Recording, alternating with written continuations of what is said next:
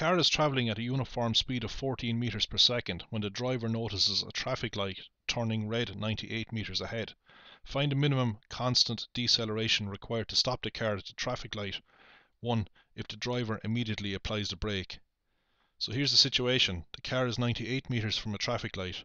The car is travelling at a uniform, that means a constant speed of 14 meters per second. So prior to this, the car was travelling at this speed. But at the instant the driver sees this light, the driver immediately applies the brake. So at that instant we'll say that that particular instant is t equals 0. So we start the timer at the instant that the driver applies the brake. So just as before this instant, the speed is 14 meters per second.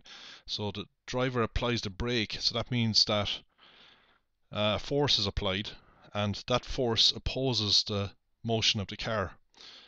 With a force, we have an associated acceleration. So the car is going to slow down.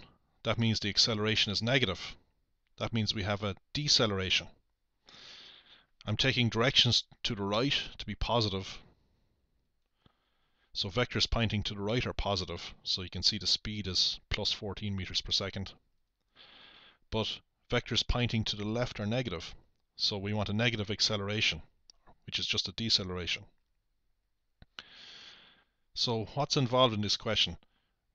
We're dealing with uniform or constant acceleration.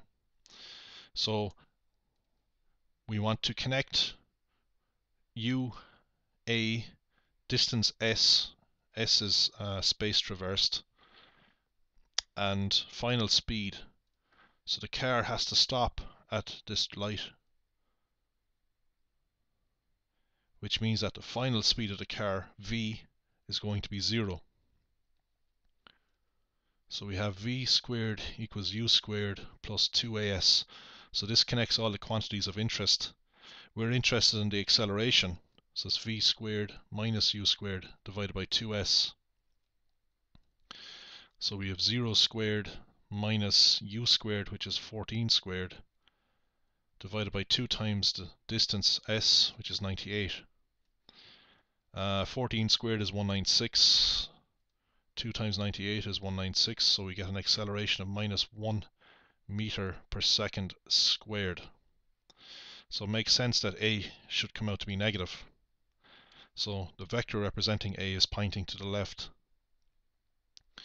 So that's the minimum constant deceleration required to stop the car at the light. So if the car decelerates with a deceleration of 1 or an acceleration of minus 1, then the car will stop just at the light.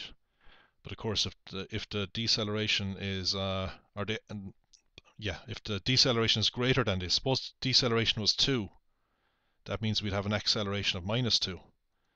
Then the car will stop before the light.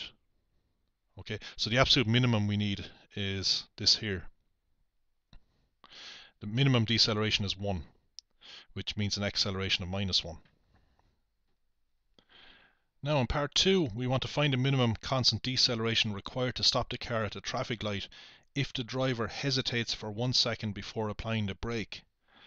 So the car has been travelling along at 14 meters per second. And it continues to travel for 1 second. And then the brake is applied. So when the brake is applied, a force is exerted on the car. Force pointing in a direction opposite to the car's motion that will cause the car to slow down or decelerate. But that force is not applied until t equals 1. So the car, some distance has been traversed in over that time interval of 1 second. So what we need to do is find that distance, because what we're interested in is the motion of the car over a new distance, not 98 meters, but this new distance here, which would be 98 minus whatever this distance is. The thing is, for this interval of 1 second, the car is travelling with a constant speed of 14 meters per second. So how far does the car go? Let's call that S for now. We know that S equals ut plus a half at squared.